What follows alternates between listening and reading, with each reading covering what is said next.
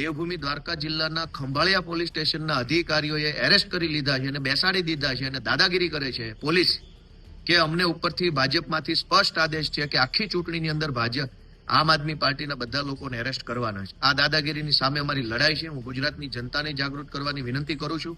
આમ આદમી પાર્ટીના પ્રદેશ અધ્યક્ષ ઈશુદાન ગઢવીની અટકાયત થાય છે। ખંભાળિયા પોલીસ સ્ટેશનથી એમની અટકાયત અને એના પછી એક સવાલ ઉઠી રહ્યા છે। ગોપાલ ઇટાલિયાએ એક વિડીયો બનાવીને કહ્યું કે ઈશુદાન ગઢવીની અટકાયત એટલે કરવામાં આવી છે કારણ કે ચૂંટણી નજીક આવી રહી છે। અમારા ચૂંટણીના ડેટા લેવા માટે આ બધું જ થઈ રહ્યું છે। ભારતીય જનતા પાર્ટી ડરી ગઈ છે અને ચૂંટણી પહેલા અમારા કાર્યકર્તાઓથી લઈને અમારા અધ્યક્ષ સુધી બધાની અટકાયતો કરવામાં આવે છે, બધા સામે ફરિયાદ કરવામાં આવે છે। આને કાવતરું પણ ગણાવ્યું અને સાથે જ પોલીસ સામે પણ ઘણા બધા સવાલ ગોપાલ ઇટાલિયાએ કર્યા છે। તો ગોપાલ ઇટાલિયાએ ઈશુદાન ગઢવીની અટકાયત પર શું કહ્યું તે સાંભળો।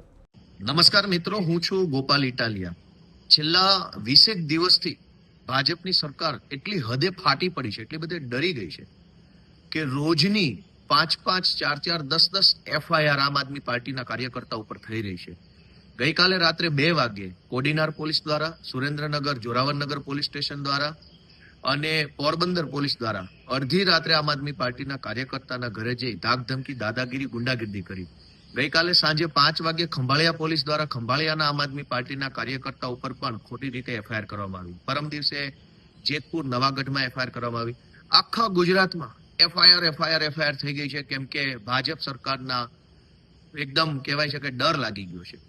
અમારા દ્વારકા જિલ્લાના ખંભાળિયાના આમ આદમી પાર્ટીના કાર્યકર્તાઓને ખોટી રીતે પોલીસે ધરપકડ કરી એના મોબાઈલમાંથી ચૂંટણીનો ડેટા કઢાવવાની દાદાગીરી કરતા હતા અને એટલે હમણાં અત્યારે આજે 1 તારીખે બપોરે 2:30 વાગ્યાની વાત હું કરું છું કે ઈશુદાન ગઢવી પોલીસ સ્ટેશન ગયા તો પીઆઈએ અત્યારે એમને પણ પોલીસ સ્ટેશનની અંદર ધરપકડ કરી લીધી અને પીઆઈએ સ્પષ્ટ શબ્દોમાં કીધું કે ભાજપની ઓફિસમાંથી અમને સૂચના આવી છે કે હવે બધા જ આમ આદમી પાર્ટી વાળાને એરેસ્ટ કરી લેવાના છે। દાદાગીરી, ગુંડાગીર્દીની હદ વટાવી ગયા છે બીજેપી વાળા।